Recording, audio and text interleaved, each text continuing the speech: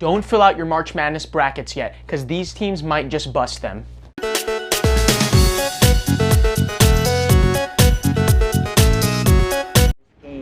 We're focused. Missed it. Here they come. One timeout, they don't take it. He got it! He got it! The Ramblers are moving on! So proud of your resiliency and toughness. Like what we always say. Dante, go ahead and say it. Say it. We ain't going. We ain't going. The Ramblers from Loyola, Chicago, looking to keep their dream alive, taking on the Volunteers of Tennessee. Clayton Custer from the corner, first lead tonight for the Ramblers. The Volunteers, a 1-point lead. Do the Ramblers have one more miracle left in them? Custer rises. Oh, he got it! The new darlings of March Madness. How awesome is this for LUC? The sky's the limit for us. Sorry if you guys didn't pick it, if we mess up brackets, but you know, that's our plan. The 11 seed Loyola against the 7 seed Nevada. Turnover. Towns gives it up. Richardson scores. Loyola Chicago, a 10-point lead. Towns for 3. Yes, sir! It doesn't really get any better than that. That's something we dream about. They were a really good team, and you guys just kept on battling. You handled their comeback. We ain't going. Atlanta, Georgia, the site of the Cinderella South Regional Final. The 11 seed Loyola Chicago against Kansas State. And how about another 3? And now Towns on the take. Towns goes and count the basket. We saw their heart. We saw their never say die. Porter Moser is taking Loyola Chicago to the Alamo City. Ah, Loyola Chicago. The Ramblers last year were the true Cinderellas of 2018. As an 11 seed, they made it all the way to the Final Four. So last year, they were the Cinderella that no one saw coming. So who's it gonna be this year? What's going on, guys? JaxTown here. So March Madness is just around the corner, just a few days away. And around this time, millions of Americans are filling out their brackets, confidently deciding which teams they think are gonna make it to the top and hoist that trophy in Minneapolis. But here's the catch. Every year, there's a Cinderella team, at least one, which is basically a lower seeded team that makes a run that no one expects. The hardest part is everyone wants to be able to predict these Cinderellas, but it's really hard because we don't know who they could be. So that's what I'm here for. So I'm gonna help you guys predict which one of these teams in the tournament could potentially be a Cinderella. So I'm gonna give you guys 6 potential Cinderella teams. And of course, these are just predictions, teams that possibly could be Cinderellas. So don't think that all 6 of these teams or a certain one of these 6 teams is gonna be that team. But here are just some suggestions if you're having a tough time finding out which ones are Cinderellas. So here you go. Here are 6 potential March Madness Cinderellas this year in 2019. So with every one of these 6 teams, I'm gonna give you a big strength and then weakness of each team, so strength and weakness, and then I'm gonna give you a player to watch, or essentially the best player on this team.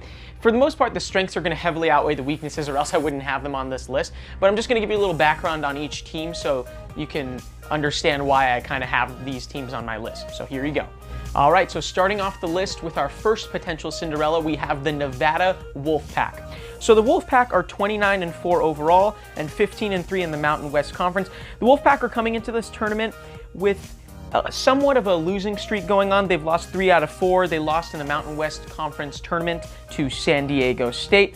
But their biggest strengths are the fact that they have NBA level talent and they're very versatile. They're an all-around team. They have dynamic athletes that can get hot in a hurry and make shots in bunches. So that's the reason why I have them as a potential Cinderella team, because they can get hot really quick and they can go far into the tournament. So a big weakness for them, unfortunately, is that they can go cold at times. So they were 15-0 at home, but the problem is that they lost all 4 of their games away from Reno, which is where they play. And this is important because they need to be able to handle pressure away from home, because all the games in the tournament are not going to be at home. They're going to be on a neutral site. So if they can handle the pressure well, and they can learn to do that, they should make a run. Now, the player to watch here is Caleb Martin. He's one of the Martin twins. Caleb is a versatile 6'7" combo guard who is an above-average rebounder and passer.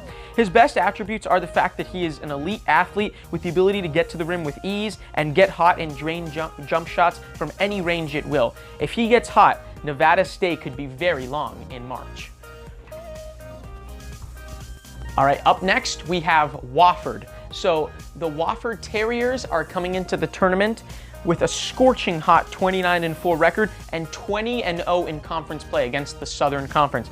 So basically they've won 20 in a row, which is the longest win streak coming into the tournament, and their biggest strength is their great three-point shooting. And also they are a great passing team, great fast break team, and just a great all-around and efficient offense. Ranking top 15 in the country in points per game, field goal percentage, three-point percentage, and assist to turnover ratio. So they score in bunches and they do it efficiently.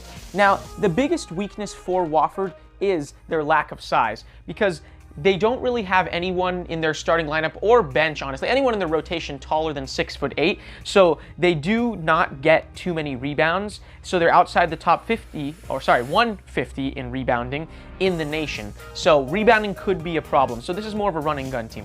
Now the player to watch is Fletcher McGee. The 6'4" shooting guard is a senior and the best three-point shooter in college basketball. And the best free throw shooter, might I add, because he's shooting 42.8% from three, 90.7% from the free throw line, and he's only 2 3-pointers shy of the all-time Division I record for total three-pointers made. If he stays hot, Wofford could just ride him to Minneapolis for the Final Four. Next up, we have New Mexico State. So the Aggies are coming into the tournament 30-4, super hot, 15-1 in the Western Athletic Conference, and they're always in the tournament, seemingly. This is their 7th appearance in the last 8 seasons, but their talent is largely unrecognized because of the fact that they're in a very small conference, or as we may call it, a mid-major. So their biggest strength is that they're a solid all-around team. They don't have too many resounding flaws, as they're in the top 40 in both offensive and defensive efficiency. They're experienced, as I said, they made the tourney 7 out of 8 years, and they're determined because they have not pulled off any wins in that 8-year span. So they've had 7 first-round exits. Now, their biggest weakness is they are a very poor free throw shooting team. They are 290th in the nation. So if they are able to fix that problem, then everything else seems to be balanced. But another problem is that they don't really have a big go-to player, as no one on the team averages more than 11.3 points per game. So sometimes it's a struggle as to who's the leader, who's the guy who should take the last shot if it comes to that circumstance. Now, the player to watch is Eli Chua. He's a great defender and a great rebounding forward. He's 6'7". He's a power forward in specifics, and he can dominate on both sides of the floor. Now, if he can stay dominant and he can get rebounds and score offensively and block shots and do what he's been doing all season, honestly, the Aggies could have an extended stay in March. All right, up next we have UCF, or Central Florida. So the Knights are coming into the tournament at 23-8 overall and 13-5 in the conference, which is a little deceiving because they did have an amazing second half of the season, only losing 2 games in the second half in the regular season. And so those losses are somewhat deceiving, and they are very experienced at that. So their biggest strength is that they have great guard play. Both their guards, BJ Taylor and Aubrey Dawkins, average over 15 points per game. They're great shooters, and frankly, one of the best backcourts in the nation. Now, their great size is also a big advantage, as they have a larger-than-life figure, Taco Fall, who's 7'6", hands down the tallest player in the country, and as a result, they're a great rebounding and blocking team, an overall great defensive team. Now, their biggest weakness is that they are balanced offensively, but they're not dominant in a certain offensive aspect. So sometimes they can struggle from 3, and sometimes the free throw stripe, and the offense can, as a result, be a little bit inconsistent. So that is a little bit of a concern. Now, the player to watch is the aforementioned Taco Fall. He's an incredibly large presence at 7'6" and 270 pounds. Fall alters shots and collects offensive and defensive rebounds with the best of them. So he has a towering presence that could cause nightmares for opposing bigs and could very well advance the Knights past the first weekend. All right, and the 5th potential Cinderella is Utah State. The Aggies are coming into the tournament at 28-6 and 15-3 in conference play. They were the Mountain West regular season and tournament champions and are as hot as a blowtorch coming into the big dance. So their biggest strength is that they are a complete all-around offense and they have a great rebounding team. So they rank in the top 40 in points per game, field goal percentage, free throw percentage, total rebounds, assists per game, and assist to turnover ratio. You name it, Utah State thrives offensively. Now, their biggest weakness is, although it is improved, their defense is still inconsistent. So they need to limit the turnovers, and as a result, they do rank outside the top 125 in total turnovers. But like I said, over the last few weeks, their turnover rate has improved, but still that is a problem. Sometimes they can be careless with the ball. Now, the player to watch is Sam Merrill. The junior is a 6'5" shooting guard, similar to Fletcher McGee. He's an all-around offensive dynamo, especially he has a great fluid three-point jumper. But where he is better than Fletcher McGee is with his great passing ability. So he creates opportunities for teammates, and he's a great leader. Keep it up, Sam, and your team could win multiple games in March. All right, and our final potential Cinderella is Murray State. So the Racers are coming into the tournament, as you can guess, really hot. They are 27-4 and 16-2 in Ohio Valley Conference play. And like I said, they won a share of the Ohio Valley Conference regular season title and the tournament title. And their biggest strength is Ja Morant, their point guard, as I will get to. He's a big strength, trust me. And their biggest weakness is they do have a lack of size. So no one is taller than 6'9" on their roster. Sometimes their three-point shooting can be inconsistent, as they're 154th in the nation in three-point percentage. Now, the player to watch is clearly Ja Morant. He's most likely the best point guard in college basketball this year, and Morant just scores and assists at will, ranking in the top 10 in scoring and leads the NCAA in assists per game at 10.3 per game. The future NBA top 5 pick will try to will his team to victories, and because he's such a star, his talent and leadership might just fit the Racers of Murray State into a glass slipper.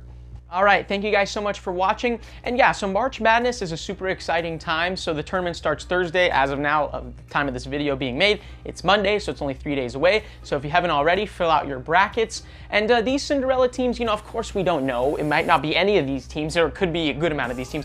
But these are just some teams, if you're stuck, you want to pick some upsets, but you're not really sure which ones. This was just these were just some recommendations from me. Of course, we don't know. There could be several possible Cinderella teams, but I just named 6 for you in case you needed help filling it out or you just wanted to know what I thought about it. But yeah, it's going to be a great time, March Madness, as it is every year. So make sure you guys watch it starting Thursday, and should be a great tournament. And by the way, tomorrow I will be making a video on 6 potential higher seeds that could get upset. Of course, that's also just my opinion, but it should be fun. That'll be coming out tomorrow, like I said. And so make sure you fill out your brackets. And if you like the video, make sure to hit that like button and make sure to subscribe, because this is a sports channel. It's going to be all about fun. We're going to have a great time. Thank you guys so much for watching. Have a great day, and take care.